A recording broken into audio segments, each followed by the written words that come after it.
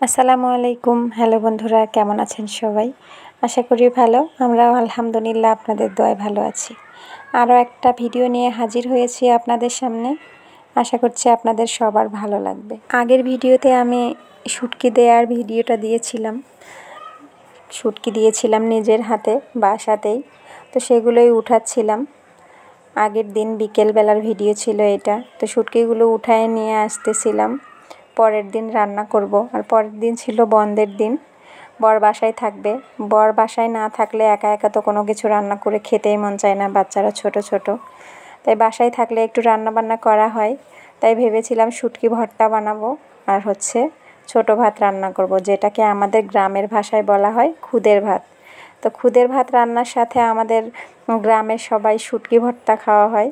তো এটাই ছোট থেকে দেখে এসেছি, তো সেটাই আজকে আমি বানাবো।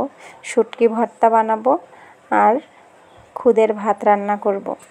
তো সাথে আরও কি করি সেটাই আপনাদের সাথে শেয়ার করেছি, দেখতেই থাকুন। আর এই শুটকিগুলো আমি দিয়েছিলাম, শুকে গেছে, এটাই উঠাতে গিয়েছিলাম ছাদে।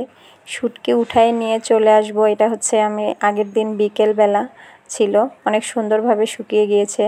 আর আমি নিজ হাতে বানিয়ে শুটকি খেতে বেশি পছন্দ করি। এজন্য মাছ যদি একটু নরম টাইপেরও হয় সেগুলো আর আমি রান্না করি না, বড় হোক ছোট হোক সেগুলো রেখে দিয়ে সেগুলো শুটকি দেওয়ার চেষ্টা করি। আর শুটকি দিলে তো সেগুলো খাইতে ভালোই লাগে। যারা শুটকি পছন্দ করে তারা বুঝতে পারবে যে আসলে শুটকি হাতে বানানো কতটা মজাদার। তো এইটা এখন আমি জাল দিয়ে পেঁচিয়ে রেখেছি যেন মাছি এর ওপরে না বসে। আর এখানে মাছি বসলে তো পোকা হয়ে যাবে। এজন্য মশারি দিয়ে রেখেছি, এটা মশারি কেটে তার উপরে দিয়ে রেখেছি। তো শুটকি উঠানো শেষ, একটু ছাদের পরিবেশটা শেয়ার করলাম আপনাদের সাথে। দেখুন, প্রথমবার আমি ছাদের ভিডিওটা দিলাম। তো আশেপাশে নতুন নতুন অনেক বিল্ডিং হচ্ছিল, সেটাই একটু দেখালাম। আর মনোরম পরিবেশ ছিল, অনেকটাই রোদ ছিল না, তো সেটাই শেয়ার করলাম। বিকেলবেলা ছাদে যাইতে ভালো লাগে, ছাদে থাকতে ভালো লাগে, অনেকক্ষণ যাবৎ বসে থাকতে। কিন্তু প্রবলেম একটাই, ছোট বাচ্চা নিয়ে 4 তলার ছাদে ওঠা খুব কষ্টকর হয়ে যায়। আর সিঁড়িগুলো উঠতে আমার খুব খারাপ লাগে, বাচ্চাদেরও অনেকটাই কষ্ট হয়, তাই বেশি ওঠা হয় না। তো যাই হোক, পরে রান্না বান্নায় চলে যাই। এই যে আমি রাইস কুকারে খুদ দিয়েছিলাম। আর একটা নতুন টিপস, সেটা আমি রাইস কুকারের ছাঁকনির উপরে ডাল সেদ্ধ দিয়েছি। এর মধ্যে পানি দিয়ে দেব, লবণ দিয়ে দেব, রসুন পেঁয়াজ ডাল সব কিছু ধুয়ে পলির মধ্যে দিয়ে পানি দিয়ে দিয়েছি। এই যে উপরের দিকে সামান্য পরিমাণ ফুটো করে দিয়ে এটা বন্ধ করে দেব, বেঁধে দেব। এই যে নিচে দিয়েছি খুদের ভাত, তার ছাঁকনির উপরে দিয়েছি এই ডাল সেদ্ধ। দেখা যাক কেমন হয়, তো সেইটাই শেয়ার করব আপনাদের সাথে, দেখতেই থাকুন। আর এইদিকে আমি শুটকি রান্না করার জন্য শুটকি ভর্তা বানানোর জন্য এখান থেকে শুটকি নেব এখন বেছে বেছে। শুটকি নিয়ে তারপরে এটা ভর্তা বানাবো। শুটকি হোক না কেন, যে কোনো ধরনের শুটকি হলেই আমরা সেটা পোড়া পোড়া করে ভেজে নিয়ে তারপরে সেই শুটকিটা গরম পানিতে ফেলে তারপরে সেটা ভর্তা করি আর রান্না করি। এভাবে আগে ভালোভাবে ভেজে নেব, একদম পোড়া পোড়া করে ভেজে নেওয়ার পরে সেটা গরম পানিতে ফেলে ধুয়ে নেব, তারপরে সেটা রান্না করা হবে। আর আমি যেহেতু এটা ভর্তা বানাবো, তাই এখানে পেঁয়াজ আর রসুনটা ভেজে নিচ্ছি সুন্দর করে। এই যে ভেজে নেওয়া হয়ে গেছে, অফ স্ক্রিনে আমি ভেজে নিয়েছি। ওইটাতে আমি শুকনো মরিচ দিয়েছি ভাজার জন্য। আর যেহেতু আমি শুটকি পাটায় ডলে ভর্তা বানাবো একদম শুকনা শুকনা করে, তাই আমি ভালো করে শুটকিটা ভেজে নিয়ে গরম পানিতে ধুয়ে নিয়ে তারপরে এই যে বেটে নিচ্ছি। আর এই ভর্তাটা আমি আমার দাদির কাছ থেকে শিখেছিলাম, যদিও দাদি এখন নেই। তো ভর্তাটা খেতে খুব ভালো লাগে, এভাবে ভর্তা বানাইলে অনেকটাই মজাদার হয়। এটা তেলের মধ্যে দিয়েও ভেজে নেওয়া যায়। এখানে কাঁচা আদা দিয়ে দিলাম, দিয়ে ভালোভাবে বেটে নিয়ে তারপরে পেঁয়াজ মরিচ যেটা ভেজে নিয়েছি সেটাও এর মধ্যে দিয়ে দেব। তো শুটকিটা এখানে বাটা হয়ে গেছে।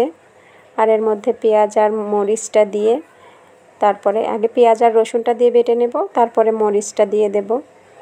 এভাবে শুটকি ভর্তা আমার দাদি খুব ভালো বানাতো, তো খেতাম ছোটোবেলায়, খুব ভালো লাগতো।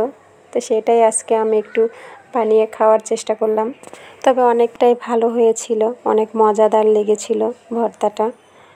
এভাবে ভর্তা বানিয়ে খাওয়ার মজাই আলাদা। দাদিকে খুব মিস করতেছিলাম। এই যে কালারটা অনেক সুন্দর হয়েছে, আর হালকা হালকা শুটকিগুলো আস্তে আস্তে থেকে যায়, এটাও খুব ভালো লাগে।